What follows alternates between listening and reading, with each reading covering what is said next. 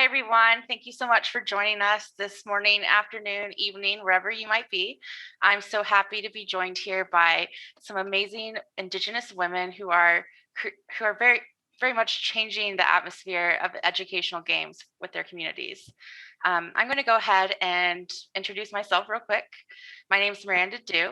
I am a member of the Pawnee Nation and Cherokee tribe, and I currently work at Treyarch as an associate producer. My background is in Indigenous games. I also work for my Indigenous tribes museum, and I've spent a lot of time working in interactive museum exhibits on the education side. I also had a brief moment working for the White House Initiative on American Indian and Alaska Native Education. The picture I put there is the wrong one, so ignore that. But I'm really excited to take my passion for education to this stage and really bring together some wonderful voices. So I'm going to go ahead and introduce one of our panelists, Kari Noe. You can go ahead and take it away, Kari. Hola, I'm Kari Noe. I'm a graduate research assistant at the University of Hawaii at Manoa at the Laboratory for Advanced Visualization Applications, so LAVA. Most of my area of study is human-computer interaction, virtual reality, or just extended reality programming. And there are two projects that I'm going to speak about during this panel. The first one is at our new lab, CreateX, at the University of Hawaii at West Oahu. This is Valki'i. It's a mixed reality room where we have different interactives within it. Valki'i particularly is based off of different visualizations of a native Hawaiian forest. And the second project I'm going to talk about is Kilohoku, which is a virtual reality simulation used to train future navigators on modern Hawaiian wayfinding. That's great. Thank you so much for sharing that. I can't wait to hear more about it. Next up, we have Jeanette Bushnell. Bonjour, everyone. Hello, I am Dr. Jeanette Bushnell, and I'm coming to you from the Salish Sea, where the Lushootseed-speaking people live. I'm a lifelong visitor here. My family is Anishinaabe, and my ancestors lived in what's now Manitoba and Minnesota. I teach Indigenous philosophy at the University of Washington, but also co-founded a little company that we call the Indian Players Research Group. And we work to better understand the relationships between indigeneity and games. And in this work, our little group created a card game about local economics. And I want to briefly just tell you about that. It's called Potlatch. It's a game about economics.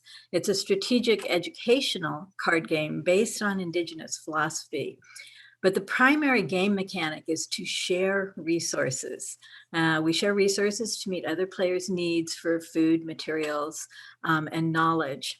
And it was designed to meet the local K-12 educational standards that Washington State developed. And it was also developed as a community effort with local elders, other than me, language experts, and many, many local beta testers. And just a couple slides I want to show you here at the beginning. The game is written in both English and Lushootseed, which is the indigenous language here in the Pacific Northwest. The art style is called form line. And so we wanted to replicate the local aesthetic of this region. And there's the resources that you share, there's 4 kinds. And what we see here is food by salmon. Let's see, the next slide would be another resource card is gathered materials and teachings and crafted technology. And we started out using color coding, and then somebody played the game who was colorblind. So we had to add little letters here and there. And then the next slide, the last one, is everybody gets a house card because people here lived in big houses. And so here we see what the house cards look like, again, in both Lushootseed and English because houses were named. And then lastly, I want to show that the whole goal of the game is to for everyone to get all the resources that they need. This was the economic system that was here. And it becomes an everybody wins or everybody loses. So that's my game. That's awesome. Thank you so much for sharing that. Next up, we have Eleanor Bach, who is here to tell us about growing up Ojibwe. Hi, I am Eleanor. Personally, I am Oneida. I grew up in northern Wisconsin, but I created Growing Up Ojibwe, the game, which is a web and mobile game for specifically middle schoolers. I created this game as an intern at the Great Lakes Indian Fish and Wildlife Commission, who represents 11 Ojibwe tribes in northern Wisconsin, Minnesota, and Michigan. And so this game was meant to educate specifically middle school age students about Ojibwe history and culture. It focuses on treaty rights, tribal sovereignty, and also traditional harvesting. So there's a level about spearfishing. There's a level about collecting maple sap to make like maple sugar and maple syrup. And then there's a level about harvesting wild rice as well. This game was developed to be used in the classroom, but it can also be used outside of the classroom as well. So. Awesome. Thank you so much. All right, next we have Amber Taylor from Arta Journeys. Tēnā koutou katoa. Ko au te uri o Ngāti Whātua me Ngāti Mutinga hoki, no Aotearoa hau. Ko Amber Taylor tōku ingoa, he kai whakahaere aho I Arta Journeys. Hi everyone, I'm Amber. I'm based here in New Zealand, right down the bottom of the world. It's our winter at the moment, so it's pretty cold. So excuse me if I'm moving around a little bit. I am the co-founder and CEO of Up Ojibwe, and it's a company that I co-founded in 2018 with my business partner, Isaac Warbrick. What we really wanted to do in creating the company is bring Indigenous knowledge into the digital age using storytelling and gamification. So a lot of our mahi, a lot of our work is focused on geolocation games. And what we're hoping to do is capture some of the traditional knowledge that our ancestors held and do hold within their whānaus, bring that into the digital medium and make it accessible for our future generations and moving forward. What we've found with a lot of our ancestors, our kaumātua and our elders passing away is that a lot of that knowledge is going with them. And for us here in New Zealand and Aotearoa, we don't really have a system. Well, there's a lot of systems in place, but it's not widely used in the digital space to bring that knowledge back to the forefront of people's minds and people's lives. So the two games I wanted to talk to you about today, one is the Journeys of Manu. So Manu is an augmented reality character. He takes you on a journey through different locations throughout New Zealand. He's in 65 locations, trails and beaches, and in 5 different countries. And he tells you the story of our environmental calendar, the Maramataka, which is the Māori lunar calendar that talks about the environmental science that our ancestors lived on pre-colonisation. So it's this knowledge that helped us thrive before helped our elders thrive. And we're hoping that by bringing this knowledge back to the forefront, it will help us thrive as a people again. And then the second game I wanted to talk to you about was Ahika Rangers. What we did with Ahika Rangers is we've basically gamified citizen science. What we found during the COVID lockdowns here in New Zealand is that a lot of the environmental observations people were noticing were around the regeneration of our environment, of Papatūānuku. And the way that we looked at the signs to tell us and to guide us what was happening in the environment, we saw fish come back into the waterways, we saw our manu come back, our birds come back into the cities. And what we wanted to do was build out a game that highlighted the importance of environmental observation. We wanted to then capture that data through the game that could be fed back into these big worldwide research projects that professors are running, and to help with climate change and creating a data hub that can feed into all those projects across the world. The other cool thing with Ahika Rangers is that it opens up diversity in science, because we're making environmental observation and citizen science in the education space a lot more relevant to today's world. It means that we're opening up the number of people that can participate and collect data, which will bring then diverse thought back into the sciences. That's a little bit about us. Great, thank you so much for sharing that. So I'm really excited to kind of dive into this, because it's really cool that we have all of you guys who are working on such different platforms and mediums. So I guess one of my first questions to bring up is, how did you decide to choose the format of the game that you've been working on or continue to work on? And I'll go ahead and we'll start with Jeanette, because this is a card game, which I think is really interesting, and I'd love to hear how that happened. Well, we consciously chose a very low-tech card game because we wanted it very affordable for anyone and portable on a lot of the reserve land around here, and of course where I'm from in Anishinaabe land, there isn't always good internet. So to have video games or something that was dependent on contemporary technology was something we wanted to avoid. And so that's why we went with the low tech. Also, because there's 4 of us in our group and nobody knows how to do any sort of technology stuff. 2 of us are university professors and 1 is a grad school student in education. And so the grad student in education at the time was really looking to help develop materials that then he could use as he was working with K through 12 people.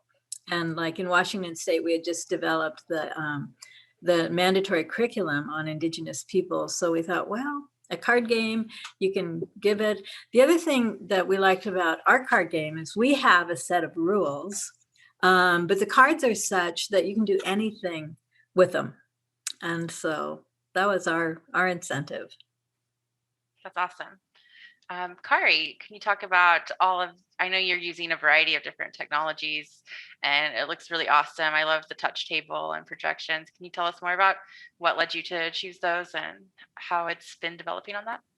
Yeah, so a lot of the technology we use are extended reality technologies, whether it's creating a mixed reality interaction enabled room to using just like the HTC Vive head mounted displays for virtual reality.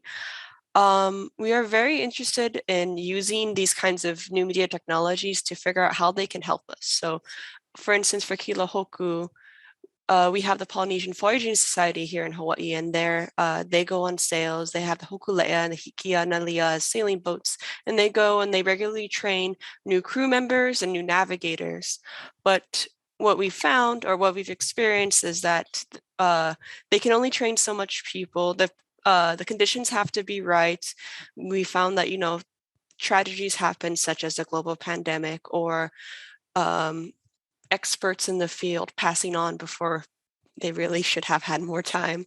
But through all that, we are seeing how these new media technologies can help us have this kind of training both as more accessible and also as a supplement to the sorts of problems that I'm going to talk particularly about PVS faces. So for example, for them, when we talk about accessibility, sometimes the va'a, so the canoes, are not always available because they're out sailing and some crew are on it, some crew are off it, so they don't have time to practice during that time. Or it's just too stormy or it's too overcast to really study the sky, so celestial objects that they will need to navigate. So in a virtual reality environment, we can provide the situations they need so they can continue training even when these sorts of things occur. So for why we are so interested in extended reality, to sum it up, is basically accessibility and trying to create immersive environments so that it's not truly place-based learning, because there's even in our lab, we're still having such conversations. What does it really mean when you create a virtual reality or mixed reality or just extended reality space, and especially if it's trying to emulate some other space? But it's the closest we can get to where we can allow students, when the greatest conditions are not available, they can have some experiential learning environment. Wow, that's really cool. Amber, can you tell us a bit about your location-based games and how you decided to, do something that's AR and very focused on specific locations? Yeah, so we chose geolocation games because a lot of our knowledge is based on the environment, and that knowledge is to a particular place. A good friend of mine, Anaru Aku, always says, like, if you're not anchored to a place, then you're constantly floating. And for us in Māori culture, our place is our identity. It's who we are. It's a part of us. So in order to really experience the stories and the mātauranga, the traditional knowledge that we wanted to bring out in our games, you need to be in a place or outside in the environment and feel that reconnection back to the land. So that was the big one for us in going down the geolocation route. With the augmented and mixed realities, it was a technology that enabled us to really bring our culture to life, like bring characters that looked like us, that sounded like us, that spoke our native language, te reo Māori, bring that to the forefront of technology. And you don't really get that a lot at the moment. It is coming through a few different ways now, but yeah, when we started, there was very little around that actually done that. So that was a big part for us. And it was showing other Māori, especially our rangatahi, our younger generation growing up, that there's a place in technology for them. Because if you can see characters that look like you and sound like you, then you kind of find that that's your fit and that's your place, and you have a place in that sector. Wow, that's really neat. I want to shift to a question a bit more about audience and who these games were made for. It sounds like we have a variety of audiences that you guys have been designing for, and I want to start out with Eleanor, because it sounds like your game was created for middle school children, and can you talk a little bit about designing for that age group, and how it was working with the organization that you did to develop that kind of curriculum? Yeah, so I decided to make this game specifically for middle school children because the organization that I was interning at, Great Lakes Indian Fish and Wildlife Commission, or GLFWIC, really wanted to bring someone in who is like of the younger generation to connect with the younger generation and make sure that their teachings and like culture and traditions and history were being passed down and continuing to be learned. So I thought that middle school students were an especially good age range to target because they're old enough to start understanding some of these concepts, some of the history. And we chose a game to really engage with them because I see a lot of the younger generation is really excited about technology, and I see technology as also very engaging. I think that a lot of younger students and even older people, especially when they're faced with like a lot of reading, they're like, oh, you could read 40 chapters about this. They're like, oh, that doesn't sound as fun as interacting with this knowledge in a game format.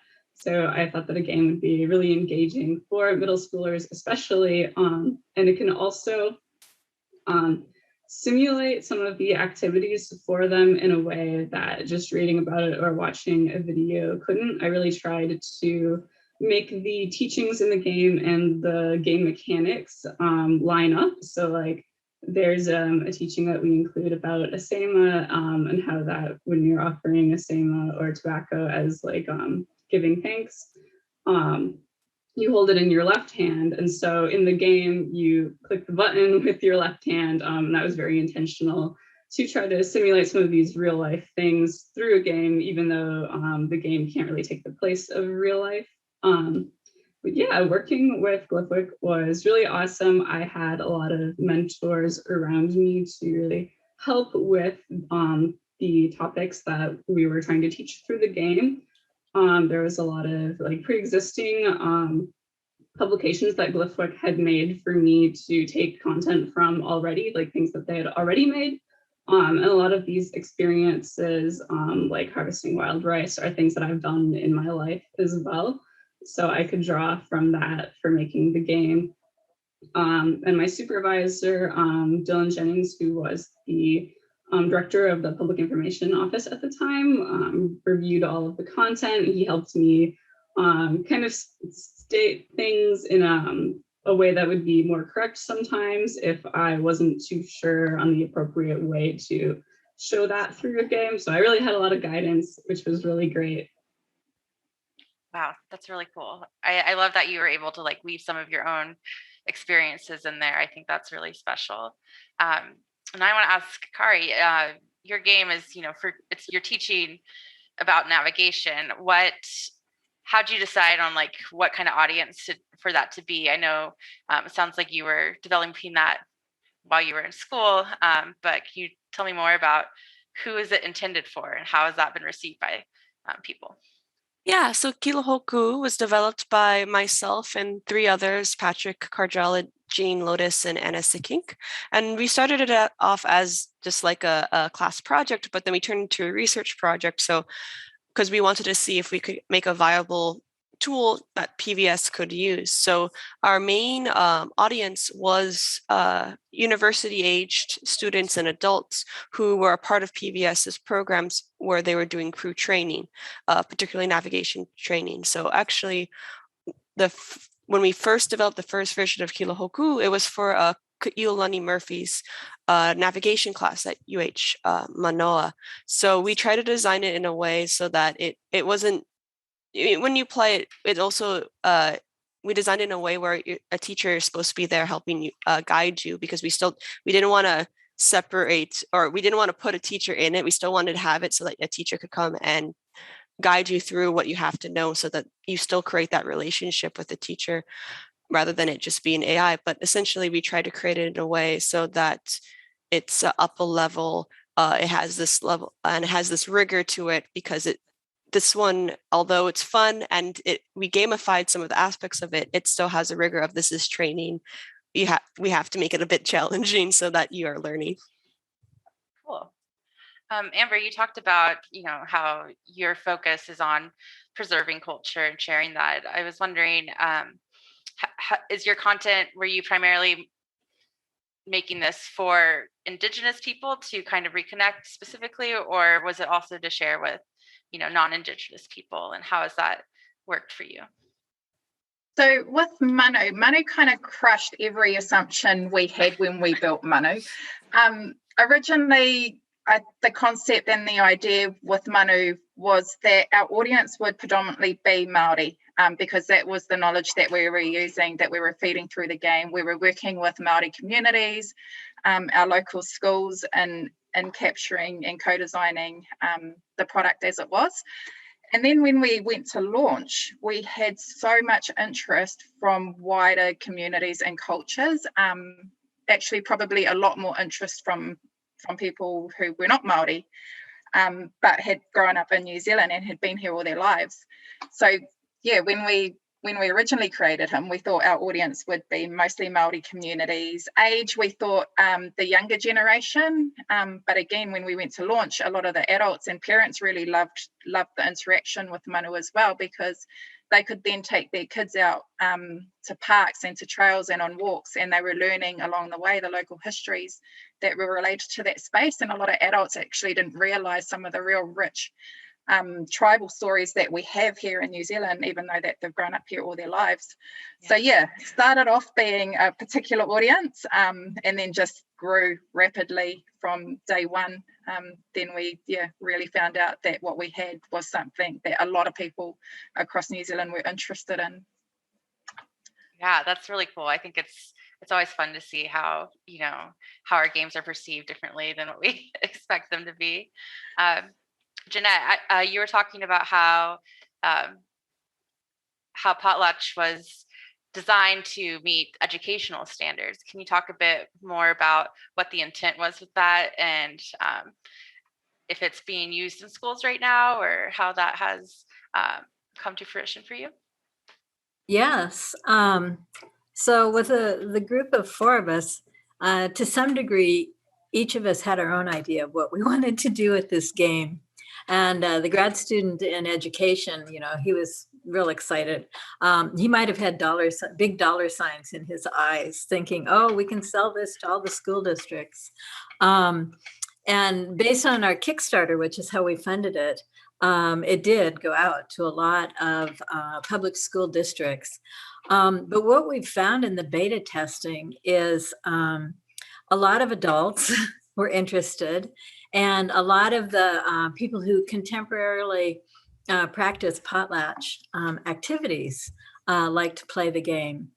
for myself, and to some degree, I was thinking of how this would fit into the classes that I teach at the University of Washington, because in most of my classes bump into notions of systemic oppression and societal inequities. And so I try to teach them how capitalism might have something to do with these things. And I've found in the past that no matter how much things that are so ingrained, like in the United States, a capitalistic economics, that's all we know. And so to help people know a different economic system, I wanted this game to teach my random university students, here is another economic system, and it has worked and is continuing to work for thousands of years. And so around the country, we've had a lot of university professors ask about our game, and they use them in political science classes. I use them, in my Indigenous philosophy classes. Any place where you want to help people understand some of the basics of economics, it's being used. So it's sold as a print on demand. And we don't really know right now who all is using it. Well, I have a deck in my car. So I plan on playing it with some people soon. I just haven't gotten to it yet. It's awesome. Now I want to talk about some of the barriers and challenges that you guys have all faced when making your games, whether it be from being able to get funded or just being able to get the right information or anything like that. So I kind of want to just open it up to anyone who wants to speak on this first. And if no one does, I'll pick someone. I can talk a little bit. All right, Eleanor, go for it. Yeah, so as an intern at Glyphic, I forgot to mention I am a game design and development art major at UW Stout. So that's why I was really interested in making a game. But as an intern, there's only one of me who's actually developing the game because Glyphic only has so much funding for each intern in each department. And so there's really only me as a developer making this game, which also comes with a time commitment. I only had 400 hours each summer, so a total of 800 hours to work on this game, which was probably less than that because we did some other stuff. So there was definitely time was a limiting factor for working on this game, as well as my knowledge at the time. I had just completed my freshman year after, when I was an intern the first summer. So I was a freshman and a sophomore in college when I was working on this game. So definitely the knowledge needed, the time and the technology were all kind of limiting factors for me when making Growing Up Ojibwe the game. Wow, that sounds very similar to one of my first game internships. I was kind of just sat in a room. They handed me a computer and an iPad and said, make a game. So I totally resonate with that. Does anyone else have any challenges they kind of had to overcome with their work? Yeah, I'll go next. One of the biggest challenges we've had is the content that we're using and bringing up into the digital space. A lot of it is traditional knowledge that has only really been given or been exposed to particular groups within a family. So within their iwi, that knowledge has kind of been housed.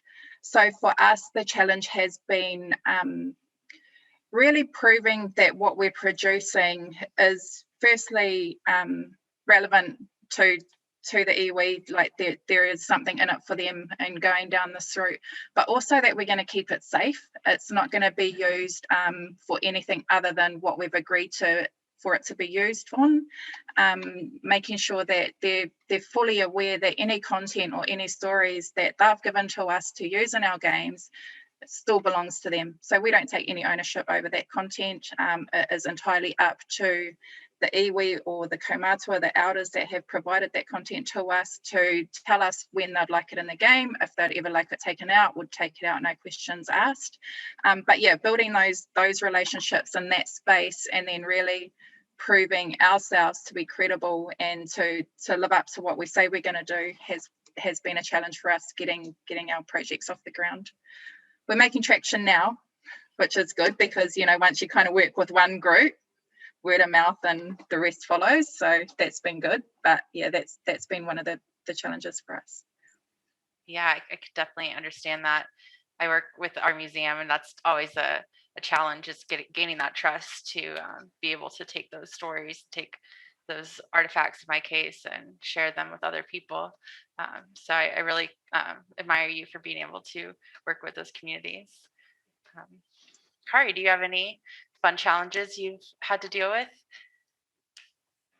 Yeah, I think the biggest challenge was a lot of the times that, how do I say, since as I work on this, I'm usually a graduate research assistant, and then even with Kilohoku, where some of the team was not getting funded through a graduate research assistantship, a lot of things that we created are basically volunteer. We had no funding. There's no funding for a lot of these projects, and it was more mostly passion projects. I think we're getting to the point that now we have projects that have been successful, and now we are at a point where we kind of have some credit and we can write grants for future projects. But a very big challenge is just figuring out and getting that credit, like as Amber talked, getting that credibility so that the community trusts you, funders trust you, so that you can get to that level where then you can get the backing that you need, so it can be, you can have the monetary background in it. It's not just you and your friends creating things. Yes. But I still think that it was a fun experience, and I think that it's something that, as we already said, it's, as Eleanor said, of even with her internship, there are challenges where you get put in a room and it's like, make a game. You have very limited resources. I think we all go through that, and that helps us get to that point where then we can solve more of those kinds of problems. Yeah, that's awesome. So one of the next things I want to kind of talk about is mentorship. And I know, Eleanor, you mentioned that you were able to have some mentorship, but I'm just thinking back to, you know, when I was in college, or even, you know, 5 to 10 years ago, that this field, there weren't many Indigenous creators at this level, I would say. And so it's really awesome that we have you all here. And I was wondering if you guys can share, you know, any mentors that you were able to have, or if you've, you know, been able to be a mentor to any other Indigenous developers. I'd love to hear about that.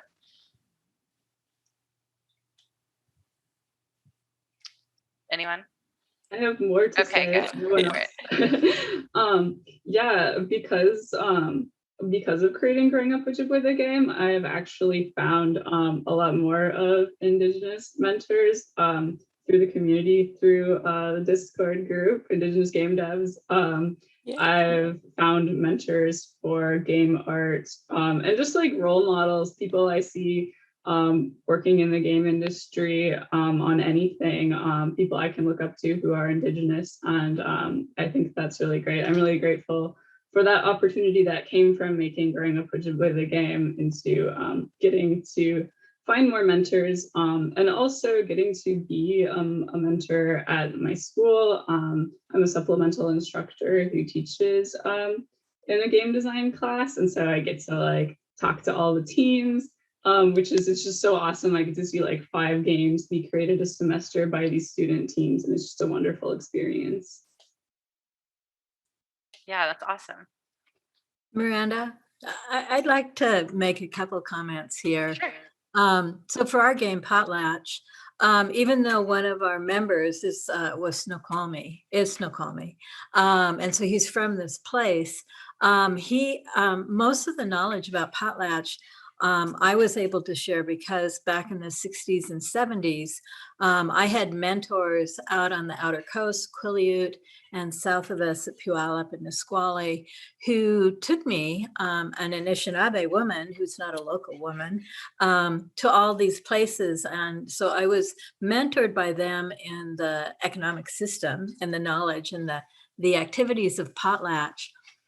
But I would say in the making of the game, I was most mentored by our youngest member of the group, who was an undergraduate at the time, because he understood games. He understood game mechanics and the various pros and cons of game mechanics. I was mentored by another of our younger players who understood representation in popular culture. And, you know, if you have a game board, how the game board, or like our cards, I said we use Formline, which was the aesthetic of the place. And I would like to say, as somebody who's like beyond the old person, I enjoy being mentored all the time by the young people who can help me with the technology, help me with contemporary popular culture, help me with these ideas that I might not have grown up with. So I know we use the word mentorship a lot, but within an intergenerational, relational kind of situation, I think it's always multiple directions. Yeah. That's a very good point. Yeah. We're really lucky in Ara. We've got a great game dev a great dev team that actually does all our builds and is quite well connected across the New Zealand Game Developers Association. Ben is also connected into the Indigenous Games Dev Association too, so you might see him on Discord as well, Eleanor. So yeah, in terms of mentorship in the dev space, that's mostly the dev team that are connected in that space and have access to experts from Unity, from Amazon, because we've partnered with those organisations as well. But I think in the wider, what we're trying to achieve as a company, our greatest advice has always been, and mentorship has always been provided by our elders within iwis, because they're the ones who are safeguarding us on this journey, really helping us shape the content, because with Indigenous knowledge, obviously if you get it wrong, you're going to burn a lot of bridges, and that's not going to do anyone any favors, especially not the company. So for us, it is really in that content side, making sure that we are safe on this journey, and what we're trying to produce isn't offensive, or we're not breaking protocol anywhere along the lines. And then also in the education space, how do our games fit within curriculum? How is learning placed and seen within our games that we're developing? So for us, yeah, it's more, our devs are good, they're connected. My understanding is the dev community is quite really well connected. They work together a lot. They can access a lot of different information from different spaces, places. And people are really super friendly in that space. But for us, it's, as a company, it's the content and how do we keep that safe, and the mentorship that we receive in that space has been tremendous and highly valuable in getting the company off the ground. And then on the flip side, we also do mentoring within the company. Each of our staff, some of them have people that they're mentoring in this space, but the other thing we do is run apprenticeships and career pathways through Ara, because for us, there's a little bit of gap in the capability and skill set here in New Zealand, and we're trying to bridge that gap and upskill our younger generation, especially Māori and Pacifica, coming through game dev and technology sector, and get them into those higher level, senior level jobs within the company. Yeah, that's awesome. I think I saw something on your Facebook about your apprenticeship program. I thought that was really cool. Yeah, we just hired someone. We're so excited. That's awesome. But I guess that kind of brings me to one of my final questions is, you know, where do you see the future of your work, or, you know, your company? What is the future of Indigenous education and technology? If you have any thoughts on that, anyone? I have some thoughts on that. I think, let me think. When you're thinking of what about the future of Indigenous education, at least for what I'm working with, I think Jeanette said it best, where especially when you think it's not really mentorships and everything. I think the very important part is whether, I guess, if you were thinking of a hierarchy, whether they're below or above you or whatever. I think more important than that kind of thinking is that more of creating palina, so like creating like connections between people and creating a good community. Because even when it comes to Kilohoku or CreateX, I can list a bunch of people who, even though they didn't program something or anything like that, so they're not here to talk about it, they're all played a very important part of it. So I think for going on what we're working on for like CreateX, we're really trying to make it so that we have the foundation so that Pacific Island students can come in and they can have a safe space, so that it's a conversation I had with some colleagues where it's just like sometimes when, especially because for extended reality environments, you're creating reality. So there's an opportunity to dream there. And I think at least in Hawaii, sometimes our students are not very encouraged to imagine. I can think of like Indigenous futures. You're not really encouraged to imagine the future.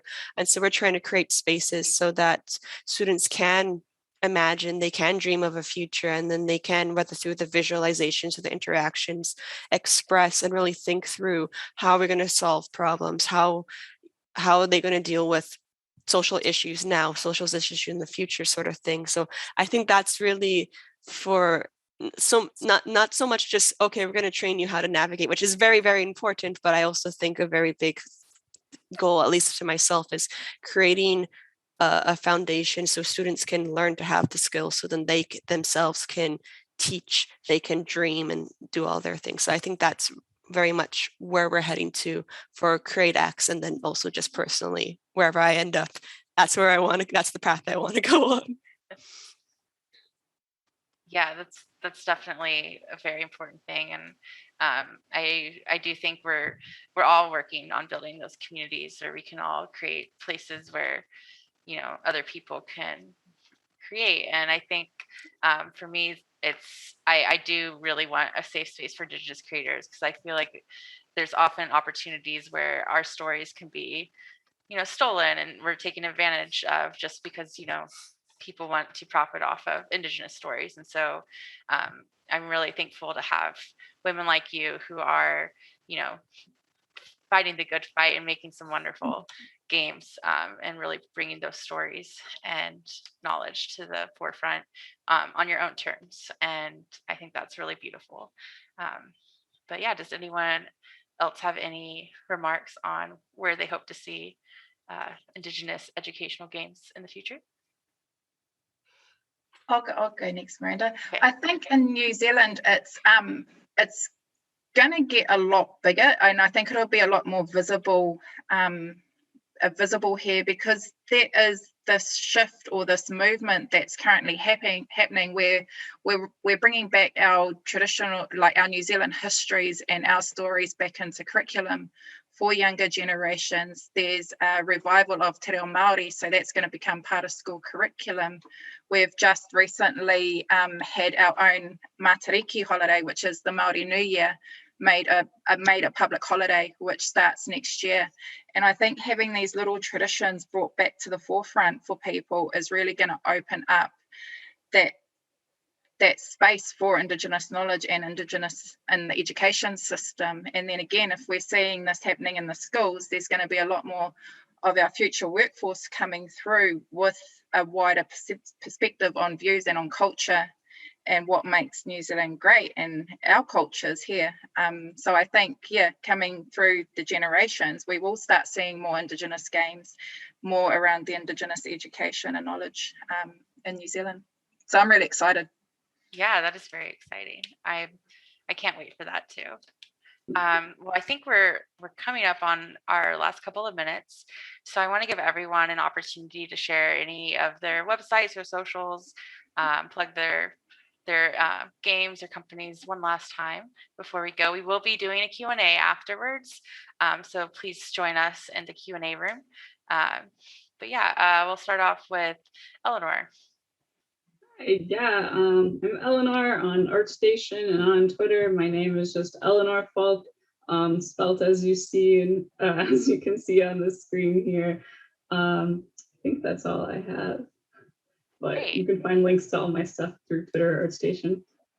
Awesome. Jeanette? Yeah, I think most of our information is kept on our website, which is Indian Players, ndnplayers.com. That'll take you to our podcasts. We do a lot of podcasts that are hosted on Anchor, but you can find them through that, and to our play on demand, our print on demand sites also. So Indian Players, NDN Players. I like it. Kari? Yeah, so I'm on Twitter too. You can find me at Kehaunoi at Twitter. I try to update when I can because it's research projects, so we can't reveal stuff too early, but when I can, update on the stuff we're working at Create X and at Lava. Awesome. And Amber? So you can find us at arajourneys.com, arajourneys.com, and our hashtags are at arajourneys. So yeah, easy to find. www.arajourneys.com. Great. And go ahead, Eleanor. I forgot to say, if people want to play Growing Up Ojibwe the game and like find it easier than like going through my ArtStation, they can also go to the Google Play Store for Android devices and just look up Growing Up Ojibwe the game or like Glyphic, and they can also go on itch.io and look up Growing Up Ojibwe the game to find it on the web browser. So it'll be easier. Awesome. I'm definitely going to check it out after this. And I'm at Miranda Do on Twitter and pretty much everywhere. So if you missed any of these links, I'm happy to send them around. And yeah, so I just want to extend another thank you to everyone for this panel. It's been really wonderful to connect with you guys and get to hear about the amazing stuff that you are creating. And well, it looks like we still have a minute and a half left. So I guess we can go ahead and go to our Q&A room a minute early. All right. Thank you, everyone. Hello.